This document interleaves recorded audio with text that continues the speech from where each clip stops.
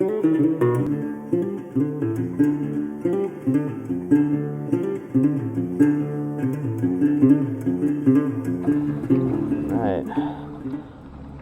are camping on Pat Mayse this 3-day weekend.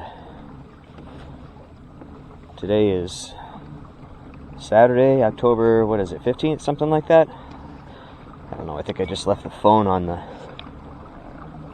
the shore, but got the family with me. I brought the Catfish jugs out long time ago, maybe 3 years. I promised that I'd show everyone how I set up my jug lines. Well, I set out 6. I've got 3 pink ones, 3 pink noodles, and 3 blue noodles. I've got bluegill that I netted in the cast net on the blue jugs, and I've got some gizzard shad on the pink ones. And the first one to get bit was a bluegill. I'm not sure if you can see it quite yet, but it is poking up there. Alright, the last time I was at Pat Mayse, I caught 5 or 6 real nice channel cats. Fried them up fresh, and they were absolutely delicious. And they were all nice size too. They were all somewhere between 20 and 24 inches. So let's see what we got on this one.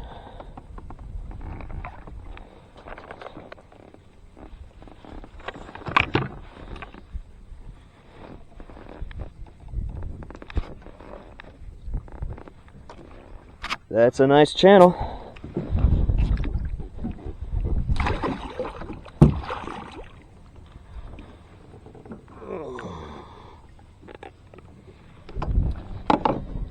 That is a good channel. He's a 23, 24 incher. He is going to fillet up real nice. Whenever I catch a catfish that I'm going to eat right away, I clip it so that it doesn't hurt me, and I bleed it out.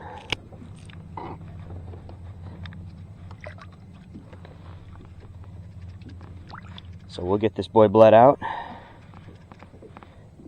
and we will fry him up. We'll go fillet him real quick, and we'll have him for dinner tonight.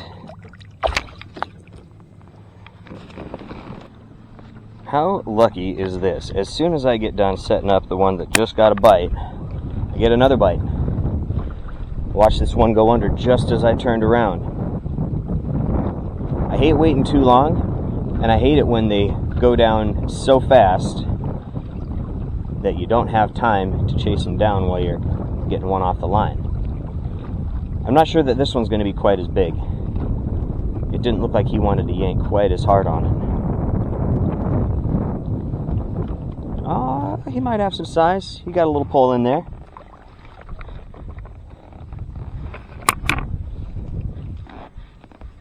He doesn't feel quite as heavy. No, he's not as big. I don't even know if I'm going to keep him.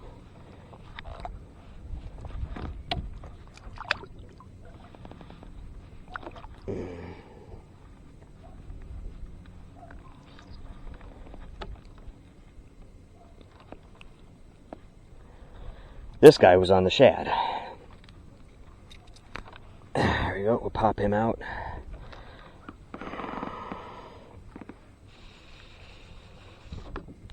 See, I just don't quite know if he's worth a fillet or not.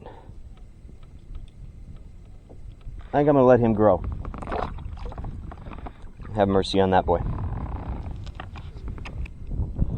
Looks like I'll be able to reuse the same piece of shad, actually. Try anyway. Still got my other piece. So far the shallower ones seem to be working better than the deeper ones. I'm set up anywhere from 12.5 feet to, I don't know, over 20 feet on my deepest ones. Alright, so now seems like an okay time to tell you what my setup is. So I've got a 1 or 2 ounce sinker. I'm not sure. You can go with any size. I'd go up to 3 if I could find them more easily. But I think I've got 6/0 circle hooks on here, Circle C. Dropper loops tied to 50-pound mono, and then I've got a big old barrel swivel on here tied to this paracord. And on the other end of it,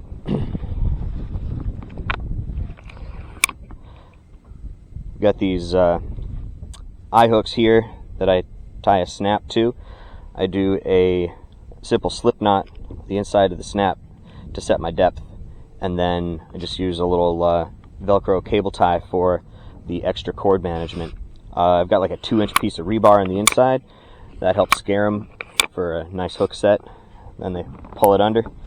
Got, what, like a 18-inch, 16 to 18-inch piece of noodle on this 1/2-inch PVC pipe that's about 2 feet long, something like that. Capped it off. If I did it again, what I think I'd like to do is put another eye hook up here that I could attach a bell to. I think that'd be kind of neat, or some kind of like glow stick or something. I think that'd be good for night jugging.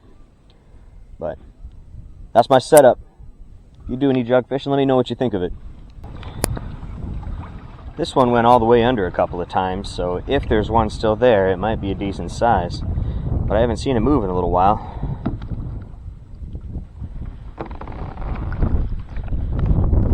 Nope, it is not still there. Gosh darn it. Alright, it has been a while since I took a fish into the boat. I thought I was going to have real good luck because that first nice 24-incher or so that's already cleaned and in the icebox happened relatively quick into the day. Then I got a couple of shad bites, that one that was too small, and then 2 that came off the hook. One right at the boat. It knocked itself on the underside of the boat and freed itself. And the other one pulled itself all the way under, but by the time I got to it, it had come off. No weight at all by the time I tugged on it. So, this one is another bluegill bite. So hopefully the pattern stays true. The bigger fish are coming on the bluegill today.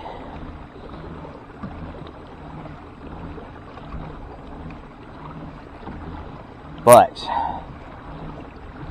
I'm thinking after lunch, it's what, like 11:30, maybe close to noon now.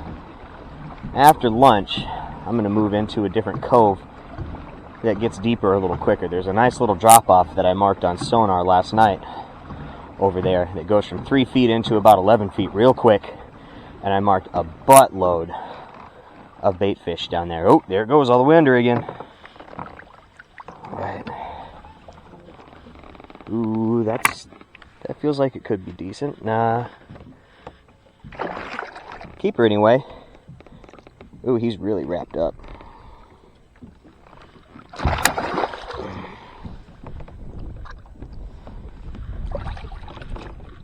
Oh, he's fat. Oh, don't snap my line. Don't snap the line. Come on. That is a fat channel. Holy cow, he's been gorging himself. Finally starting to run into a little bit of luck. I got 2 on this trip as soon as I started resetting the depth on the bluegill jug. Reminded me to close my live bait right there, or well, not live, cut bait rather. One of the shad jugs went down and it started running away. Usually when they run that far, it means it's a decent sized one. Alright, getting a little closer to it now. It lay down for a second and then it pulled it all the way under again. As you can see, there's still some weight on it, so there's definitely still a fish there. Trying to break my shad curse right now.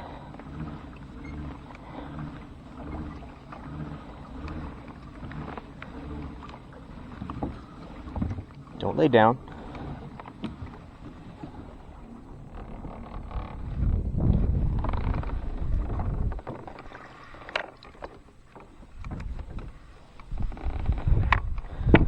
There's a fish there. It feels kind of light so far. Ooh, he's decent. He's keeper. Barely. Good enough to fillet. Oh yeah, he's good. He's good. That's a nice fish. So my strap on my camera is broken. So if you notice a lot of wobbling around, I'm sorry about that. But part of the reason that I clip them is not only so they don't hurt me, but also so they don't hurt each other when I put them in the cooler.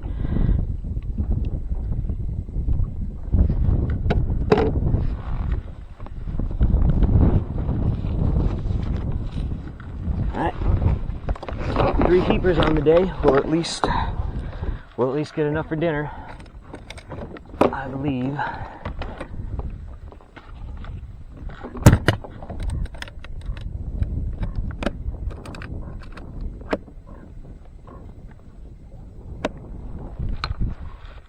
This guy hasn't flipped up, but he appears to be swimming away. So either the weight just became dislodged from the bottom just because of the breeze, or something is pulling it out to deeper water. Let's see. Yeah. It just became dislodged.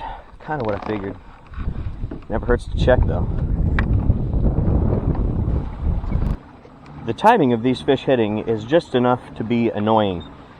So I get back, I bled the fish out, I'm about to start filleting them, the 2 that I just got. Eat my peanut butter and jelly sandwich. Halfway through my peanut butter and jelly sandwich, I see this one's up. Like, well, might as well go get this one before I clean the other 2, right?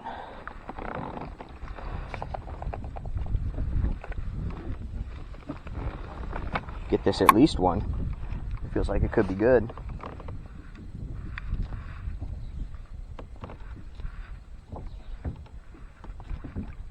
He's keeper. That'll play.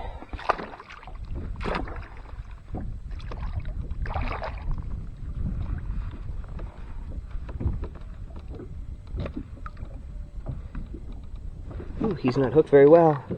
I'm gonna go down and get him. There we go.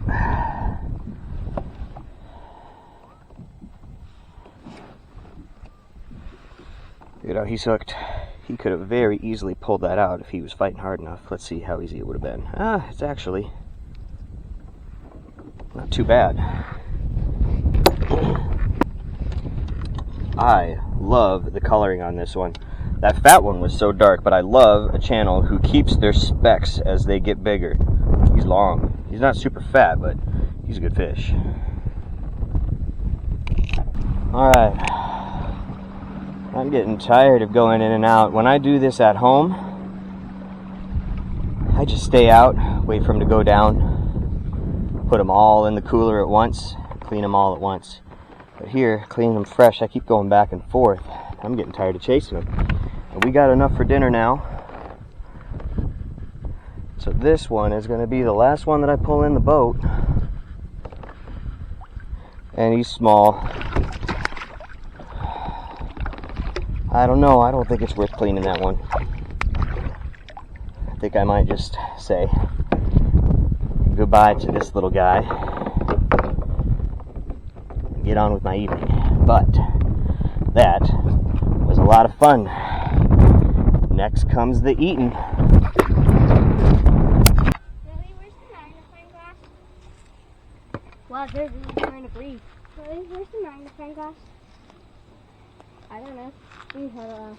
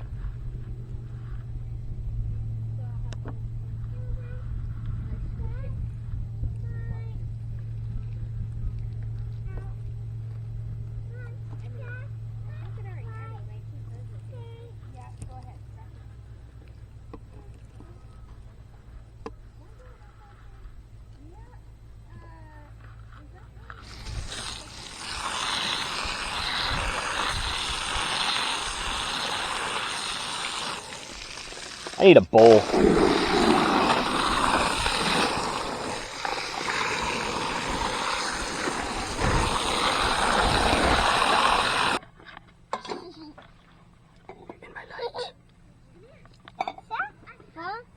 my light.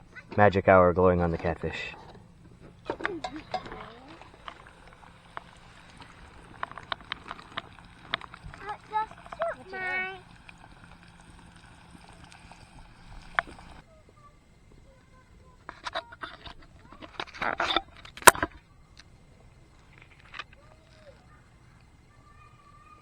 Ooh, hot, hot, hot, hot, hot.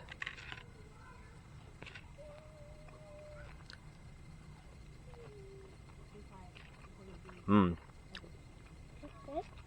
Oh yeah, the texture's beautiful. Yay! Yeah, you nailed the cook on this. It's The flavor's kind of off though, right? I gotta remember it's yeah. too bad. It could use a little bit more spice. Yeah, we got the regular seasoning instead of the Cajun or the Louisiana one. So a little bland. We added some Lowry's to it, but not quite as good as it was last time we were here. But man, just nailed the cook on that. Has she ever been in one of your videos? So this is site A15 at Pat Mayse. Lake's a little bit low right now, so it leads off to this really nice beach that is super nice for launching. Walk right out and launch from here.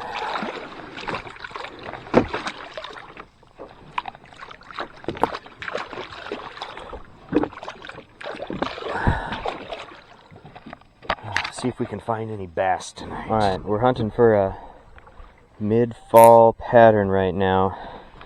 Fishing ledges, right? Go from 13 up to 8 here. And on those transitions, I've been marking some fish. I believe that's one right there. What do you think? Looks like it might be a bass. So this is a main lake point coming up here with a ledge on it.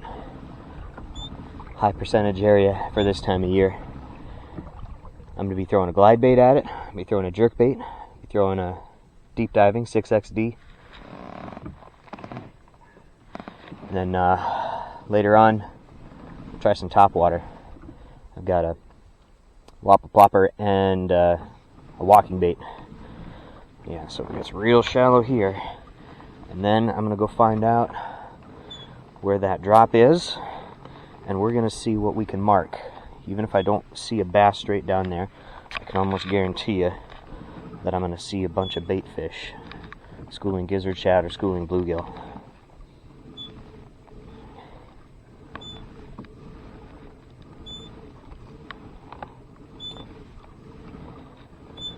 So this one isn't quite as steep. There it goes. There it goes. I'm not seeing anything on it right now, though. Nothing on the sonar. There's something. Something on that drop at about 7.5 feet. Last night, I saw way more stuff than that. We can do better than that.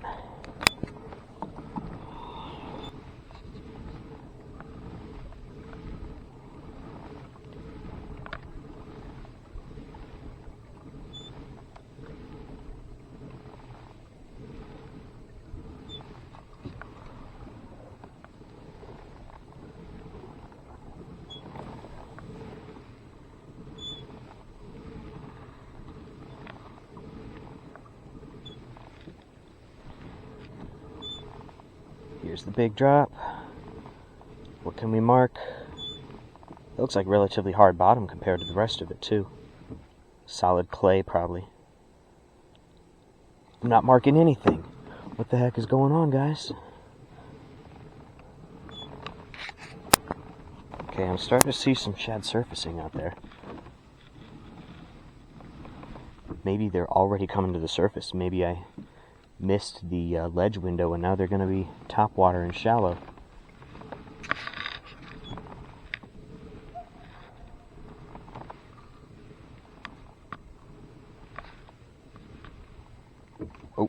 There's some shad. There's some shad right under where they're surfacing. I love the sound of this digitally controlled reel. My cranking setup is a 8-foot glass rod Daiwa Tatular Elite, and my reel is a Shimano Curado DC,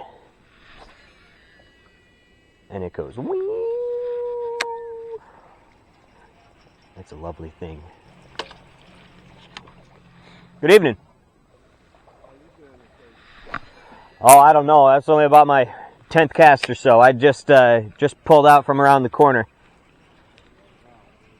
How'd you do? Oh, I caught some catfish on jugs earlier. I'm going for bass now. Oh, some catfish? Oh, I just got my fill. How'd you do? 21. Yeah, 21 cats? That's a good day.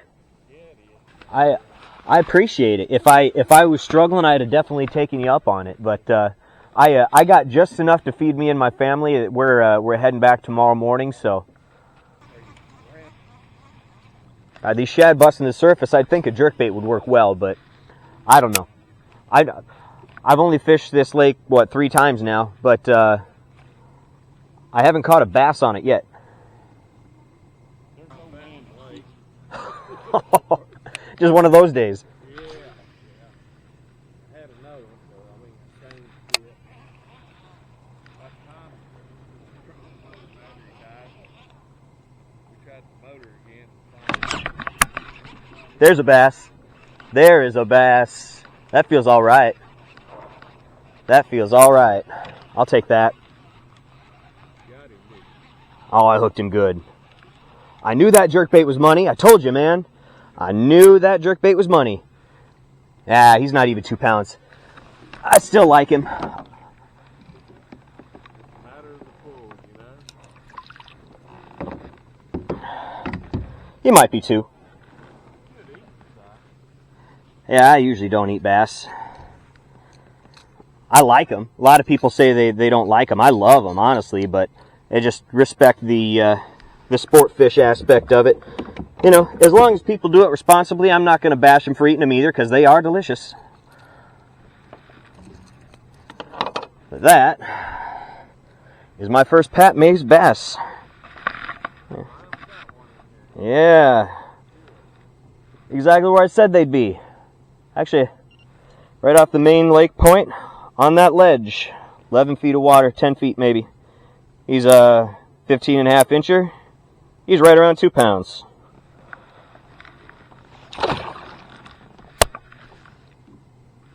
Now I can go home happy. Yeah. Even though Iowa lost today. Oh my God, I'm mad my team lost. Holy cow, that is a big school of shad down there. No wonder he was there. Oh yeah, there's a big old ball right below me, right behind me now.